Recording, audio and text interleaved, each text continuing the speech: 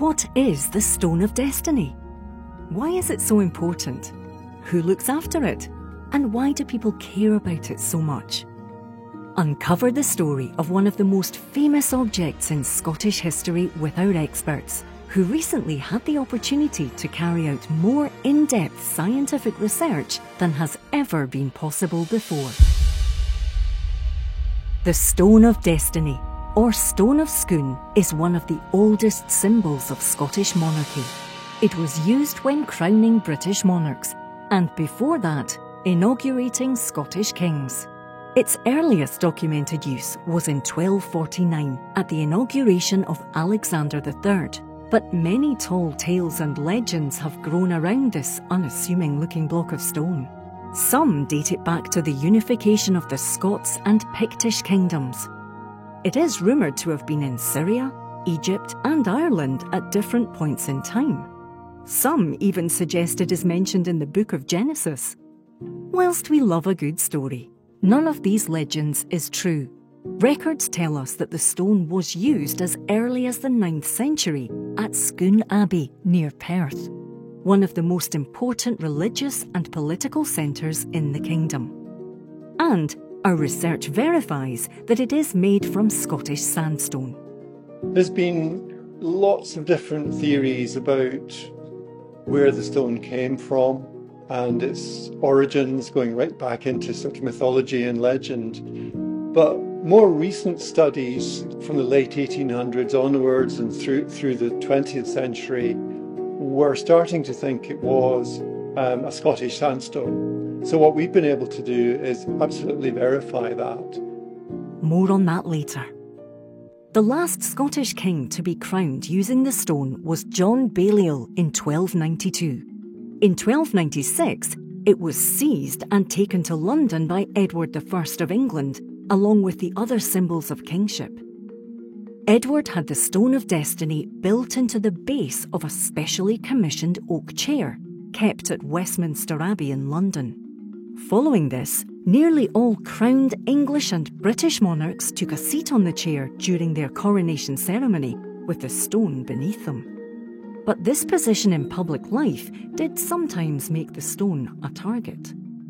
In June 1914, suffragettes targeted the stone and coronation chair to protest on behalf of women's rights. They set off a bomb that damaged the top of the chair. The blast also caused or worsened a crack in the stone.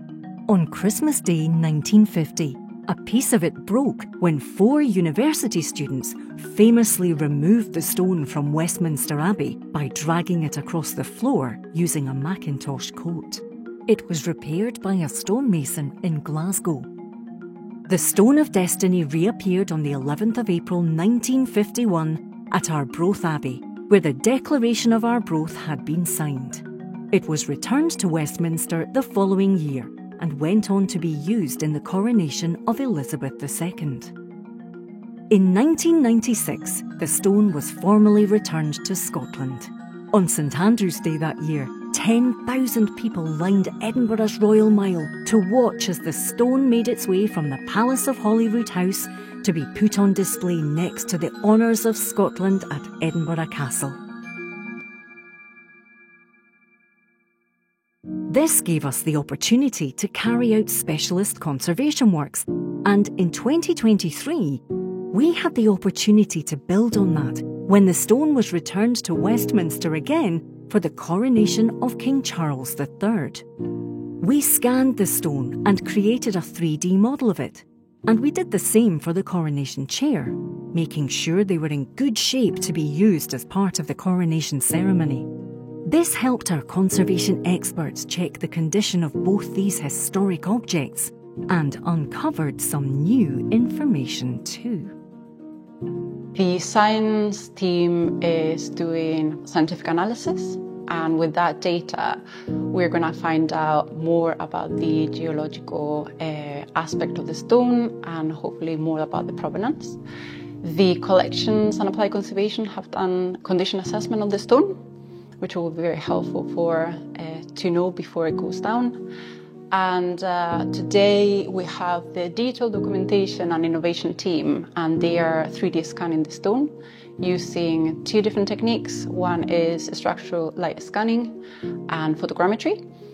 And this data is going to give us information that we cannot see with the naked eye. For example, all repairs or how the stone was constructed and potential areas of weakness.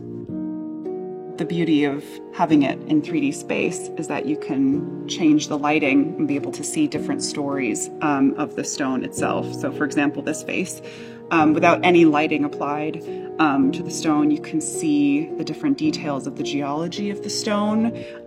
Even you can see even like the grains of sand in the sandstone. It's really fascinating. But when you add in lighting to the picture, it says a completely different thing, tells a completely different story. So all of these tool marks tell a really complex story of the stone that, you know, you would need to set up lighting and to move the stone in order to really appreciate in real life. And here you can start to see a different story. So if I turn back off the light, a bit more difficult to see, but you can see the repair work that you can follow all the way down to the bottom of the stone.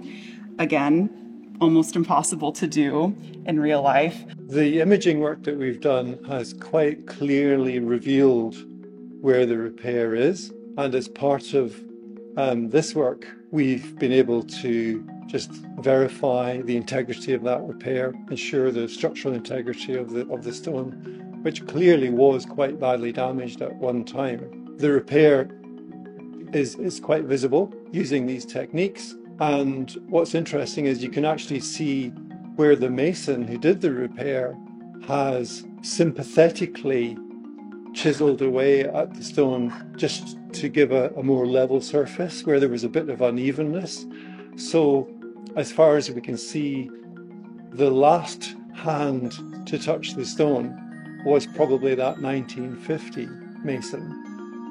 But there may have been effectively masons going back 700 years who have also left their mark on the stone, and that's just fascinating to think of that sort of longevity of interaction with this object. The value is in the combination of techniques and the detailed microscopy work that we've done and the X-ray work, which reveals the elemental composition of the stone, allows us to effectively fingerprint the Stone of Destiny with stone types in the Perth area. So what we've been able to establish without a doubt is that the Stone of Destiny was quarried somewhere in the area of Perth, and from a band of rock called the Scone Sandstone Formation. Whilst most of the work's been focused on the origin of the stone and the verification of where it came from and geologically tying it into Perthshire as a piece of Scottish sandstone, there's a number of other aspects that have been revealed that we didn't know about before. Some of that's been to do with the working of the stone, so the tool marks, the way it was carved and shaped and created, but also a legacy of secondary impacts on the stone through wear and tear, so a re-examination of the repair that was done when the stone was broken. But also our elemental analysis has showed some surface residues that we didn't know about before, which are just telling us little nuggets of information about things that might have happened to the stone in the past. After 28 years in Scotland's capital, the Stone of Destiny returned to Perth once more. This followed a public consultation in 2019, where the Commissioners for the Safeguarding of the Regalia of Scotland asked what factors people felt were most important in deciding the future of the stone. One of the main themes that came through from nearly 2,000 responses was the stone's historic connections with Perthshire. Respondents also cared deeply about making sure as many people as possible could access it. We're still responsible for the care and conservation of the stone, but it is now on permanent display at Perth Museum, which opened in 2024. So, after centuries away, the Stone of Destiny is back where it started. And as scientific techniques continue to develop, Who knows what other stories we'll be able to uncover in its future?